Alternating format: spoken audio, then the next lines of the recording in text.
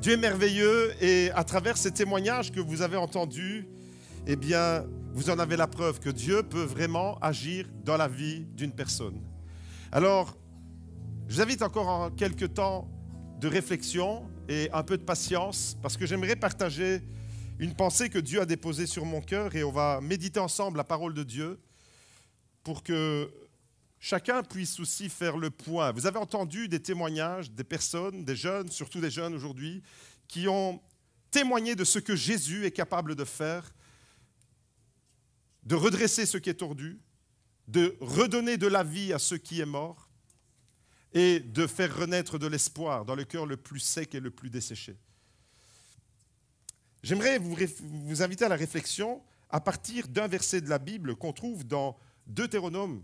Deutéronome chapitre 30 au verset 19, il est écrit « J'ai mis devant toi la vie et la mort, la bénédiction et la malédiction. Choisis la vie afin que tu vives. » Choisis la vie afin que tu vives, c'est ce que Dieu te conseille de faire. Et le thème que j'aimerais partager avec vous ce matin, c'est « Choisis la vie ». Exactement ce que les 10 personnes qui ont témoigné devant vous ont fait en acceptant Jésus. Choisis la vie afin que tu vives.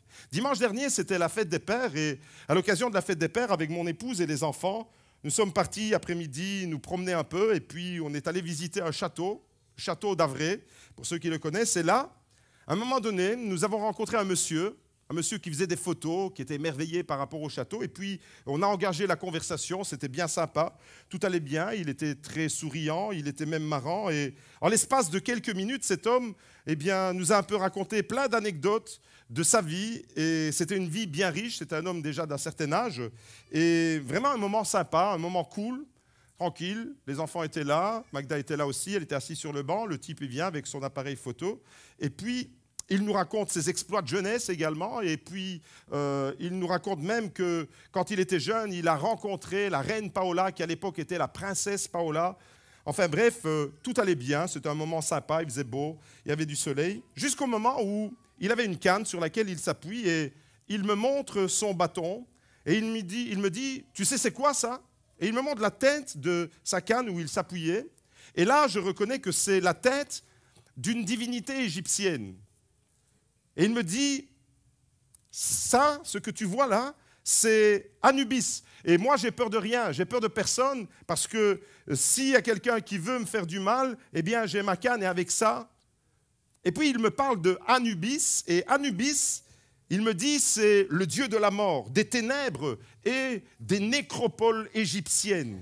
Alors, dès que Magda a entendu ça, son sang s'est glacé, elle a commencé à intercéder, à prier en langue, à chasser des... Aline était assise à côté d'elle. Théa, qui est dans son ventre, elle s'est retournée dans tous les sens. Et j'entends Aline, qui est là, juste à 2 pas de moi, dire « Oh mon Dieu !» Alors je regarde ce monsieur et je lui dis « Mais moi, je vous annonce le Dieu de la vie. Est-ce que vous avez déjà entendu parler de Jésus-Christ ?» Je lui fais. Et là, alors qu'on vivait un moment depuis quelques minutes qui était plutôt cool et sympa, bien comique même, dès que j'ai prononcé le nom de Jésus, à l'instant même, il m'a répondu, mais fâché, « Ne me parle pas de religion et ne me parle pas de politique, sinon ça va mal se passer. » Mais on venait de parler de... Vraiment, c'est cool, quoi. « Ne me parle pas de religion et de politique, sinon ça va mal se passer. » Il prend sa canne et il s'éloigne. Alors, ce qui est comique dans cette affaire, c'est que c'est lui qui a commencé à me parler du Dieu de la mort. Et moi, je lui annonce le Dieu de la vie. Et... quand je lui annonce le Dieu de la vie, quand je parle de Jésus, alors il s'éloigne évidemment de moi, il est fâché, on sent qu'il est vraiment contrarié. Et au moment où il était en train de partir, je lui dis, mais vous savez, Jésus vous aime. Et il était en train de partir, il s'éloignait, il était déjà à 2 mètres de moi. Et je lui dis, mais vous savez, Jésus vous aime quand même. Et là, il me dit, ah bon? Eh bien, je ne sais pas, il ne me l'a jamais dit. Alors je lui réponds, maintenant c'est fait, vous le savez, je vous le dis, Jésus vous aime. Et vous l'entendez peut-être pour la première fois, mais vous devez l'entendre. Jésus vous aime. Et j'aimerais vous dire à vous qui êtes là ce matin, vous qui êtes là aujourd'hui dans cette église pour la toute première fois, vous qui peut-être avez le même sentiment que Mélanie, quand vous avez vu des gens debout en train de lever les mains, en train de chanter, vous dites, où est-ce que je suis tombé ici? Les Italiens disent, mais on n'est qu'un pétard. où est-ce que je suis tombé? C'est quoi ces gens qui lèvent les mains, etc. Et j'aimerais vous dire, vous qui êtes là peut-être pour la toute première fois dans un rassemblement comme celui-ci, vous assistez pour la première fois à ce type de baptême, eh bien, Jésus vous aime. Vous êtes venu aujourd'hui, ce matin, s'il y a une seule raison pour laquelle vous êtes venu ici, c'est pour entendre cette phrase. Jésus vous aime, Jésus t'aime. Et vous êtes ici ce matin pas par hasard, parce qu'il vous aime. Alors, j'ignore ce que cette phrase a pu faire quand j'ai dit à ce monsieur « Jésus t'aime » et qu'il s'éloigne en disant « Ah, je ne savais pas, il ne me l'avait jamais dit ». J'ignore ce que, depuis dimanche dernier, cette phrase a pu faire, le chemin qu'elle a pu se frayer dans le cœur de cet homme. Je ne le connais pas. Je ne sais pas s'il est resté indifférent à cette phrase, mais moi je crois que devant l'amour de Jésus, on ne peut pas être indifférent.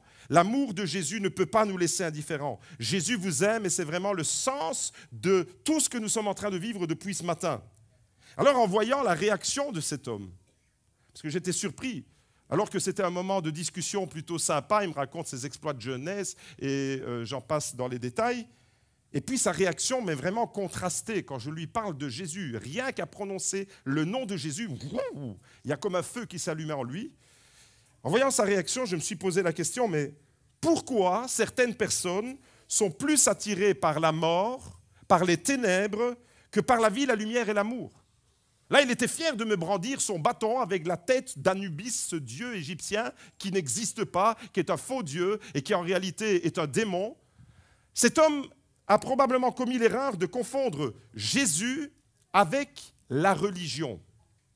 Il a probablement été déçu dans son passé par la religion. Il m'a même dit, j'ai failli devenir curé pendant 10 ans, j'ai bercé là-dedans. Et probablement qu'il a été déçu par la religion. Mais Jésus n'est pas une religion. Et c'est ça la bonne nouvelle. Tu peux être déçu de la religion, tu peux être déçu d'une église même, mais tu ne peux pas être déçu de Jésus. Et voyez-vous, la réaction de cet homme, ça m'a interpellé. Ça m'a interpellé parce que je me dis qu'il y a des gens qui, dès qu'ils entendent le nom de Jésus, font la même chose que cet homme, font 2 pas en arrière, s'éloignent et commencent à râler. Lorsque Jésus est venu sur la terre pour la toute première fois, vous devez savoir qu'il est arrivé exactement la même chose que ce que je suis en train de vous décrire. Jean, chapitre 1, versets 1 à 5. C'est comme ça que l'évangile commence. Au commencement était la parole, et la parole était avec Dieu, et la parole était Dieu. C'est de Jésus qu'on parle ici. La parole qui s'incarne, c'est Jésus. Elle était au commencement avec Dieu, tout a été fait par elle, et rien de ce qui a été fait n'a été fait sans elle. En elle était la vie, et la vie était la lumière des hommes. On est en train de parler de Jésus ici. En elle, la parole, Jésus, on peut dire en lui était la vie, et la vie était la lumière des hommes. La lumière brille dans les ténèbres, et les ténèbres ne l'ont pas accueillie. Voyez, la lumière, Jésus est venu briller il y a 2000 ans dans les ténèbres, et je veux épingler la fin de ce verset. La lumière brille dans les ténèbres, et les ténèbres ne l'ont pas accueillie. Malheureusement, cet homme, je ne sais pas qui il est, peut-être que je le croiserai un autre jour. Je prie pour que Dieu mette un autre chrétien sur son chemin, pour que Dieu puisse toucher son cœur. Mais en tous les cas, dimanche dernier, cet homme n'a pas accueilli la lumière de l'amour de Dieu. Le mot qui est traduit par « la lumière brille dans les ténèbres et les ténèbres ne l'ont pas accueilli », le verbe « accueillir », dans le texte original, dans le texte grec, il est écrit « katelaben ». Katelaben, ça a plusieurs sens, comme souvent dans la Bible. Le premier sens, c'est le sens d'accueillir et de recevoir. Et on peut comprendre alors que la lumière n'a pas été reçue, elle n'a pas été accueillie. Mais on peut comprendre aussi, dans le deuxième sens de ce mot, étouffer, dominer ou vaincre. Et alors, on revient à l'histoire du combat spirituel entre la prière et l'athéisme, dont j'ai parlé tout à l'heure, entre la lumière et les ténèbres. La lumière est plus forte que les ténèbres et les ténèbres ne peuvent pas étouffer la lumière, ne peuvent pas dominer la lumière et ne peuvent pas vaincre la lumière. Vous voyez, les ténèbres là ne l'ont pas accueilli, mais on peut comprendre aussi que les ténèbres de la méchanceté, les ténèbres de l'incrédulité, les ténèbres de toutes sortes de désordres qui font des ravages aujourd'hui dans la société, et on a entendu quelques témoignages de jeunes qui étaient déjà touchés par cette force de destruction, par des cœurs qui étaient arides et secs dans la mort. C'est les ténèbres qui provoquent ça. Les ténèbres n'ont pas accueilli la lumière et voilà dans quel état on est.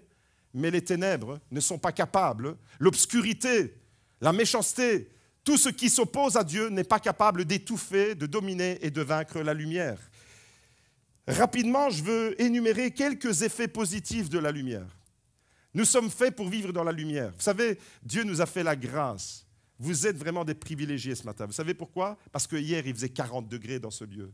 Et si ce matin, il faisait la même température qu'hier, je crois qu'on serait tous en train de dégouliner comme des glaçons qui fondent au soleil. Mais Dieu nous a fait la grâce de diminuer un peu la température pour vivre un moment cool, tranquille. La lumière. La lumière, c'est indispensable à la vie.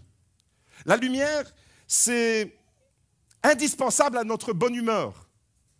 Il y a même aujourd'hui des thérapies qu'on appelle de la luminothérapie. On soigne les gens avec de la lumière, la lumière naturelle, pas la lumière artificielle, de la lumière naturelle. Et scientifiquement parlant, il est tout à fait prouvé que nous avons besoin de la lumière. Sans la lumière, il n'y a pas de vie. Elle est indispensable, la lumière, à la vie. Elle contribue à synthétiser la vitamine D dont nous avons besoin. Elle consolide les os. La lumière a cet effet sur notre corps. La lumière naturelle, celle que Dieu nous offre à travers le soleil. Elle développe une meilleure immunité pour nous renforcer dans notre système immunitaire. Nous avons besoin de lumière et elle augmente également nos performances intellectuelles. Un enfant qui reste toujours dans l'obscurité va avoir des dysfonctionnements pour étudier. Un enfant qui est dans la lumière va pouvoir aussi avoir des performances au niveau de ses études et de ses résultats scolaires. Enfin bref, vous avez compris, la lumière est indispensable à la vie et au développement. Et Dieu, il a voulu que ce soit le cas. Elle est indispensable à la vie pour les plantes, pour les animaux et pour nous, les êtres humains. Pour qu'une plante grandisse, il y a besoin de lumière. Pour que les animaux vivent, il y a besoin de lumière. Pour que nous, en tant qu'êtres humains, nous puissions vivre et nous épanouir, nous avons besoin de lumière. Nous avons besoin de lumière au sens premier du terme, au sens concret. Ça, c'est les effets, et je me suis limité à quelques effets positifs. Et vous êtes tous d'accord avec moi pour dire que nous avons besoin de lumière pour vivre. En revanche, voici les effets de l'obscurité. Quand on est dans l'obscurité, dans les ténèbres, vous savez, en Belgique, on a une façon de parler. Je le dis pour ceux qui nous suivent de France et d'ailleurs, c'est que ce qu'on appelle des endives, en Belgique, on les appelle les chicons. Eh bien, les ténèbres, c'est bon pour cultiver des chicons. L'obscurité, c'est bon pour cultiver les chicons ou les endives, appelez-les comme vous voulez. Sempre chicons sont. Alors, si vous désirez ce matin, si vous désirez être un chicon ou une endive, restez dans les ténèbres. C'est ça que ça veut dire. Celui qui veut rester un chicon ou une endive, il peut rester dans les ténèbres. Il va se développer comme un chicon, une endive. Mais si en revanche vous désirez être un arbre qui se développe, un arbre plein de vie, un arbre qui va développer la vie, les fruits en abondance, alors vous aurez besoin de lumière. Des arbres produisent des fruits parce qu'ils sont exposés à la lumière. Et voyez-vous, ce qui est vrai au niveau biologique, ici, je suis en train de parler de la nature. La nature a besoin de lumière pour se développer. Les arbres ont besoin de lumière pour se développer. Pour avoir du bon fruit, il faut de la lumière. Et pour avoir des belles grappes de raisin, ça va devenir du bon vin, il faut le beau soleil du sud qui brille. Ce qui est vrai au niveau biologique est aussi vrai au niveau spirituel. Et j'aimerais vous parler de cette métaphore de l'histoire des deux graines. L'histoire des deux graines, ça peut être ton histoire, ça peut être notre histoire ce matin. L'histoire des deux graines identiques, qui sont côte à côte. Deux graines qui avaient le même potentiel pour devenir la même plante ou le même arbre et porter les mêmes fruits. Vous prenez deux graines qui sont totalement identiques. Alors la première graine, elle commence à parler, elle dit « Moi j'ai envie de vivre ». Cette graine avait choisi la vie. Moi j'ai envie de vivre, je veux grandir, je veux me développer, je veux plonger mes racines dans la terre et je veux que ma tige, elle puisse pousser au soleil et à la lumière. Je veux sentir, je veux voir mes bourgeons s'ouvrir et je veux sentir le soleil réchauffer mon visage. Ça, c'est le discours que la première graine était en train de se faire. Et cette graine, eh bien, elle a fini par plonger ses racines dans la terre et elle a connu une magnifique croissance à tel point qu'elle est devenue un arbre fruitier. Elle est devenue un arbre fruitier. Cette graine a su développer ce qu'elle était appelée à être. Elle a su développer ce qui était en elle, la vie. Elle a su développer la vie, ce qui est en elle. La vie est toujours attirée par la lumière. Toujours. La vie est toujours attirée par la lumière. Comme dans une pomme qu'il y a ces petits pépins, ces petites graines. La deuxième graine, je reviens à la deuxième graine maintenant. La deuxième graine, elle avait un tout autre discours. Pourtant, elle avait le même potentiel. Elle était appelée, elle était destinée à devenir une graine qui allait devenir une plante, un arbre et porter plein de fruits. Mais malheureusement, la deuxième graine avait un raisonnement tout à fait opposé. Elle se disait « j'ai peur », comme plein de gens ont peur. La peur, vous savez, elle est mauvaise conseillère. Elle nous fait faire des choix dans la vie qui malheureusement nous égarent. Et elle commence à se raisonner, elle commence à dire « mais si je plonge mes racines dans la terre que je ne connais pas, je ne sais pas ce qui va m'arriver. Qu'est-ce que je vais devenir dans cette obscurité-là? Ma tige me semble tellement fragile que j'ai l'impression que tout va casser. Et si j'essaye de percer la croûte terrestre et que je veux m'élever, j'ai l'impression que je vais être brisé. Et si je m'ouvre, eh bien, il suffit qu'un ver vienne et qu'il me mange, et il mange mes bourgeons. Et si je monte, et si je me développe, et je vais devenir une fleur, un enfant pourrait venir et m'arracher. Enfin bref, j'ai trop peur. Je refuse. Et il est préférable de rester à l'état d'une graine. Et cette graine, elle est restée immobile et elle n'a pas connu de croissance, elle n'a jamais connu de développement. Malheureusement, un oiseau est passé à cet endroit-là et l'oiseau a mangé cette graine. L'oiseau a dévoré cette graine. Vous comprenez la métaphore? Vous comprenez l'image de la vie? C'est qu'on est appelé à être des graines qui se développent à la lumière, et pour cela, il faut oser faire un pas. Pour cela, il faut prendre une décision. Pour ça, il faut braver la peur. Et si tu restes bloqué dans tes peurs, si tu restes bloqué dans tes schémas, si tu restes bloqué dans tes discours religieux, eh bien, tu ne connaîtras jamais le développement, ce pourquoi Dieu t'a créé, pour que tu sois heureux et plein de vie, et tu vas rester à l'état d'une graine. Et malheureusement, cette graine qui avait peur et qui redoutait la mort, elle a été dévorée par un oiseau. Et il y a des gens qui sont dévorés. Malheureusement, il y a des gens qui sont dévorés aujourd'hui encore. La moralité de cette histoire fictive nous enseigne qu'on peut être spectateur de la vie ou on peut être acteur. Tant que tu es spectateur, tu subis les événements de la vie. Pendant un temps, dans les témoignages qu'on a entendus ce matin, il y a des personnes qui ont subi la vie. Et peut-être que c'est ton cas. Tu es dans des situations et tu n'as pas le contrôle et tu subis les événements de ta vie qui viennent mettre des ténèbres dans ton cœur. On peut être spectateur, mais on peut être aussi acteur, prendre une décision comme la première graine. On peut entrer dans notre destinée, une destinée merveilleuse que Dieu a préparée pour nous, ou on peut la repousser, cette destinée. C'est ça la moralité de cette parabole que je vous ai racontée. On peut se faire dévorer, littéralement, comme cette deuxième graine qui a été dévorée par un oiseau. On peut se faire dévorer, on peut se faire littéralement bouffer par la vie. On peut se laisser détruire par la vie. On peut connaître, au contraire, un développement, une croissance et porter beaucoup de fruits. Hier, nous étions à Paris, au Top Chrétien, avec Gianni, mon fils, et avec Muriel, en tant que bénévole du Top Chrétien. Et puis là, j'ai entendu une illustration et je me suis dit, ça tombe super bien avec mon message de demain, je la prends et je la partage au GLC Beaudour. La question qui a été posée, c'est la suivante. Imaginez qu'on détruise tous les pommiers de la terre. On supprime toutes les pommes de la terre, l'image va apparaître. Il n'y a plus un seul pommier sur la terre. On a tout détruit. Mais il reste une pomme. On ouvre la pomme, et on détruit toute la pomme, sauf un seul pépin. La question qui a été posée, c'est la suivante. Est-ce que vous pensez qu'avec ce seul pépin, avec une seule graine, il est possible de remplir à nouveau la terre de pommiers? Est-ce que vous pensez qu'il est tout à fait possible, oui ou non? Pourquoi? Pourquoi c'est possible? Parce que dans la graine, il y a la vie. Et que si je plante cette graine dans la terre, si elle rentre dans sa destinée, la destinée de la graine, c'est de vivre. Ta destinée à toi, c'est de vivre. Si elle rentre dans la terre et si elle est arrosée, si elle a toutes les composantes pour favoriser la croissance, eh bien, ce pépin, ce seul, le dernier qui existe dans l'univers, Il va germer, il va devenir un arbre. Et dans un arbre, qu'est-ce qu'il va y avoir? Dans un arbre, il va y avoir des centaines de pommes. Et dans chacune des pommes, il va y avoir des dizaines et des dizaines de pépins. Et c'est ainsi qu'on peut à nouveau reboiser la terre entière. Et j'aimerais te dire, toi qui es là, toi peut-être qui te dis, mais moi, qu'est-ce que je peux faire dans ma vie?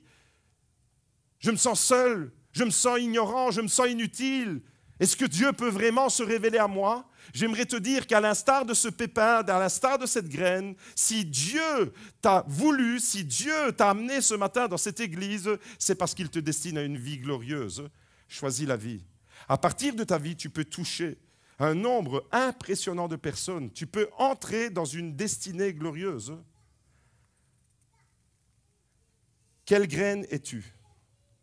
Vous savez, la lumière, elle est indispensable pour la vie biologique, pour les plantes, pour les animaux et pour nous, les êtres humains. C'est Dieu qui l'a voulu comme ça. Et c'est d'ailleurs la toute première chose qui est mentionnée dans le livre de la Genèse, c'est au commencement, Dieu créa les cieux et la terre. La terre était informe et vide. Il y avait des ténèbres dans la surface de la terre. Il y avait des ténèbres. Mais Dieu dit, et la première chose que Dieu dit, c'est quoi? Que la lumière soit.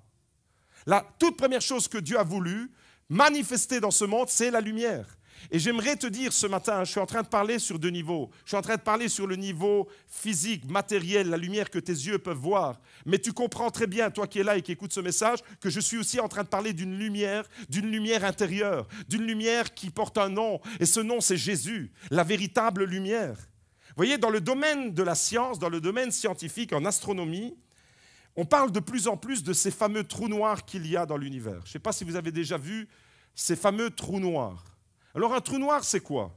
Je lis la définition. Un trou noir, c'est une région de l'espace dont le champ gravitationnel est si intense qu'il empêche toute forme de matière ou de rayonnement de s'en échapper. C'est comme un aspirateur immense qui engloutit tout ce qui s'en approche. Autrement dit, il y a dans l'univers ces fameux trous noirs qui sont des lieux de force de destruction. Tout ce qui est absorbé par le trou noir finit par être anéanti, finit par être détruit. Autrement dit, les ténèbres, ce n'est pas seulement de l'absence de lumière. Les ténèbres là, les ténèbres qu'il y a dans ces fameux trous noirs, les scientifiques appellent ces trous noirs de l'antimatière. De l'antimatière. Alors, les ténèbres qu'il y a à l'intérieur de ce trou noir représentent une force de destruction. Ce n'est pas seulement l'absence de lumière, mais les ténèbres, c'est une force de destruction. Et c'est exactement ce qui se passe dans le monde spirituel.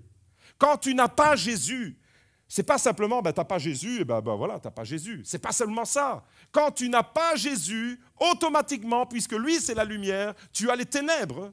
Et les ténèbres qui sont dans ton cœur sans Jésus, eh bien, c'est une force de destruction. Voilà pourquoi il y a tant de gens, tant de jeunes qui sont perdus dans la vie.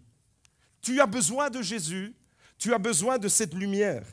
Ce qui est vrai au niveau scientifique avec le trou noir qui détruit tout sur son passage. Il peut y avoir des planètes entières qui peuvent être absorbées par ces trous noirs. C'est impressionnant. Alors on se dit, mais pourvu que la Terre, elle ne s'approche pas trop de ces trous noirs. Les trous noirs, antimatière, ténèbres, force de destruction. Ce qui est vrai au niveau scientifique est tout aussi vrai dans le monde spirituel. Il y a une force de destruction qui agit dans le cœur des hommes aujourd'hui. Et cette force de destruction qui agit dans le cœur de certaines personnes s'appelle ténèbres. Quand il n'y a pas d'amour, quand tu vis sans amour, quand dans ton cœur il n'y a pas d'amour, quand il n'y a pas de place pour la foi, quand dans ton cœur il n'y a pas de place pour la confiance, quand dans ton cœur il n'y a pas de place pour des perspectives d'avenir, eh bien automatiquement, à la place de toutes ces choses, il y a des ténèbres, il y a de l'obscurité. Et l'obscurité, qu'est-ce qu'elle provoque? Elle provoque la destruction. Tout ce que tu peux devenir grâce à l'obscurité, c'est une endive. Tout ce que tu peux devenir avec les ténèbres, c'est des chicons. Mais j'espère ce matin qu'il n'y a personne qui a envie de dire « Waouh, je rêve d'être un chicon. Je rêve de me développer, de devenir une bonne salade ou un bon chicon braisé. » Je pense qu'il n'y a personne qui a envie de se développer de cette façon. Mais on a tous envie de vie, on a tous envie de lumière. La Bible nous dit qu'il y a un réel combat entre la lumière et les ténèbres. Et le champ de bataille, vous savez où il se trouve? Dans vos cœurs. Le champ de bataille le plus impressionnant, il ne se passe pas en ce moment en Ukraine, entre la Russie et l'Ukraine, ou dans des pays où il y a la guerre. Bien sûr, c'est des champs de bataille redoutables. Mais le champ de bataille universel entre les ténèbres et la lumière, c'est dans ton cœur que ça se passe. Tu as le choix, quel type de graine vas-tu être? Est-ce que tu vas être la graine qui se développe, qui dit « je veux vivre et je veux me développer et j'ose l'aventure de la vie » et j'ose l'aventure, et pour toi, ça devient « j'ose l'aventure avec Jésus ». Je veux me développer grâce à Jésus, grâce à son amour, grâce à sa lumière. Je veux me développer et je veux porter du fruit. Ou est-ce que tu vas rester dans tes peurs, dans tes blocages, dans tes discours religieux, dans « non, je ne me sens pas prêt pour Jésus » et rester comme cette graine. Tu redoutes, tu redoutes, tu redoutes, et pour finir, comme dit la Bible, il t'arrive ce que tu as redouté. Tu es dévoré par cet oiseau. La Bible nous dit qu'il y a un réel combat et que ce combat, c'est dans ton cœur. Mais celui qui a accepté Jésus, Jean chapitre 8, verset 12, regardez les faits d'accepter Jésus, l'importance de Jésus. Vous savez, imaginez qu'on soit dans une pièce totalement obscure. On éteint toutes les lampes, il n'y a pas une seule entrée lumineuse dans la pièce, il fait un noir total. Et que dans cette pièce, vous allumez une bougie ou une allumette. Eh bien, vous savez ce qu'il va y avoir? Les ténèbres qui sont dans cette pièce avec une simple flamme vont reculer. La lumière est plus forte que les ténèbres. Jésus dit, moi je suis la véritable lumière, je suis la lumière du monde. Celui qui me suit ne marchera pas dans les ténèbres, mais il aura la lumière de la vie. Celui qui s'engage, comme c'est le cas pour vous, les 10, à travers les eaux du baptême. Moi je suis la lumière du monde et celui qui me suit, à travers le baptême, à travers une vie d'obéissance, à travers une vie de foi, de confiance, où on va suivre Jésus, eh bien lui aussi, il ne marchera pas dans les ténèbres, mais il aura la lumière de la vie. Jésus est la lumière du monde. Vous devez l'entendre ce matin. Et quand on ne connaît pas Jésus, tu penses peut-être connaître Jésus, mais en réalité, tu connais une religion ou tu as des discours religieux. Mais quand on ne connaît pas Jésus, notre intelligence est enténébrée. Notre cœur est obscurci, nos pensées sont noires. Quand on ne connaît pas Jésus, quand Jésus n'occupe pas cette place centrale dans le cœur, comme vous l'avez entendu aujourd'hui, même avec des larmes dans les témoignages, quand Jésus est absent de la vie d'un homme, d'une femme, quand Jésus est absent de la vie d'un jeune ou d'un moins jeune, à la place de la lumière qui porte la vie, il y a des ténèbres, forces de destruction, comme les fameux trous noirs dans l'univers. Et il y a peut-être un trou noir dans ta vie. Tout ce qui passe dans ce trou finit par être détruit. Mon ami, j'aimerais te dire ce matin, si tu n'as pas Jésus, si tu ne connais pas Jésus, ton intelligence, ta manière de réfléchir est enténébrée. Et quand vous parlez avec certaines personnes, vous vous rendez très vite compte que certaines personnes ont une intelligence complètement obscurcie et enténébrée. Leur raisonnement, leur discours est toujours négatif, toujours destructeur, toujours à dévaloriser les autres, toujours à mépriser les autres, toujours à être dans la critique et dans le jugement. Ces personnes sont profondément malheureuses. Pourquoi? Parce que les ténèbres ne peuvent pas te conduire dans une vie de bonheur. Les ténèbres te maintiennent dans une force de vie de destruction. Tu as dans ton cœur un trou noir, comme dans l'univers. Et tout ce qui passe dans ce trou finit par être détruit. Et il suffit que quelqu'un passe devant toi, quelqu'un que tu n'arrives pas à sentir, et tu vas le détruire avec des paroles, avec une langue. Tu envoies du poison. Pourquoi? En réalité, parce que ton cœur est en train de se auto-détruire avec ce fameux trou noir. Vous savez, je suis arrivé à la conclusion, dans ma vie, j'ai atteint le demi-siècle, bientôt 50 ans. Depuis l'âge de 18 ans, j'ai donné ma vie à Jésus. J'ai rencontré des gens de toutes sortes, de toutes croyances, de toute culture, de toute conviction. Mais j'arrive à un constat. Et ce constat, j'aimerais vous le partager. Il est impossible d'être heureux si dans votre cœur, il y a des ténèbres. Il est impossible d'être heureux si dans votre cœur, il n'y a pas Jésus. Il est impossible d'être heureux, de goûter au véritable bonheur. Vous savez, on peut goûter à des petites joies, à des petits moments de satisfaction, comme quand votre équipe de foot préférée gagne un match, vous êtes content. Mais quelques jours après, l'effet de cette victoire, vous êtes retombé dans une routine et les mêmes difficultés que vous aviez avant le match ou pendant le match, eh bien, ce n'est pas ça le bonheur. C'est des petits moments de joie, Heureusement qu'on les a aussi, ceux-là. Mais j'aimerais vous parler d'un bonheur ce matin qui est durable, un vrai bonheur. Et il est impossible de le connaître, il est impossible d'être épanoui dans la vie, il est impossible de se développer et de croître et de donner du fruit et de réaliser pleinement la destinée, ce pourquoi vous avez été créé, si vous êtes dans un environnement enténébré. Si vous êtes dans un environnement obscur. Et c'est la raison pour laquelle l'Église est là. Parce que l'Église est appelée à porter la lumière de Jésus. Jésus nous dit, vous êtes la lumière du monde. Et il le dit à qui? Il le dit à ses disciples. Et on l'a entendu dans le témoignage de plusieurs. David a été une lumière qui a éclairé Davina ou sur son lieu de travail. Le groupe de jeunes a été lumière pour qui? Pour attirer Edith. L'Église est devenue lumière pour plusieurs qui sont venus. Le GLC Beaudour est devenu lumière dans la vie de Loïc il y a 10 ans parce que c'est à travers le témoignage de l'Église, un environnement lumineux, qu'on peut connaître la véritable lumière. Vous comprenez que vous avez tous alors, vous qui marchez avec Jésus, vous avez tous alors à briller de cette lumière. Que la lumière brille dans les ténèbres, que votre lumière brille sur votre lieu de travail, que votre lumière brille au sein de votre famille, avec vos amis, que votre lumière ne cesse jamais de briller. Vous savez pourquoi? Parce que les ténèbres ne peuvent pas étouffer la lumière. Et ce matin, j'aimerais faire un appel, j'aimerais simplement qu'on puisse fermer les yeux, courber les fronts et réfléchir au sens de la vie. Tu es mis devant 2 chemins ce matin. J'ai mis devant toi la vie et la mort. J'ai mis devant toi la bénédiction et la malédiction. Choisis la vie afin que tu vives. Choisir la vie, c'est choisir le camp de la lumière avec Jésus. Ce dont tu as besoin, ce qui est vrai pour ta vie physique, biologique, ce qui est vrai pour les plantes, les animaux et les êtres humains, au sens physique, est vrai au niveau spirituel. Tu as besoin de la lumière de Jésus. Cette lumière qui donne de l'espoir.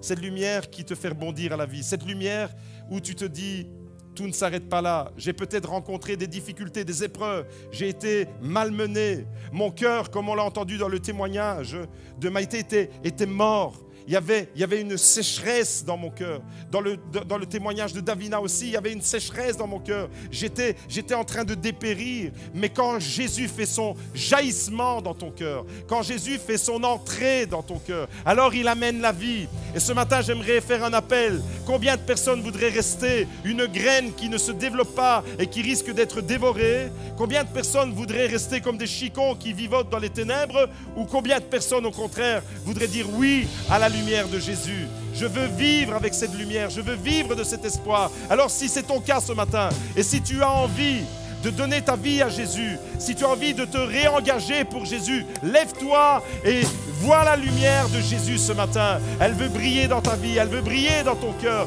elle veut faire naître de nouvelles perspectives, une vie nouvelle pour tous ceux qui donnent leur vie à Jésus. Tu as besoin de Jésus, tu as besoin de l'amour de Dieu. Alléluia, on va le chanter. Je vois la lumière. Je vois la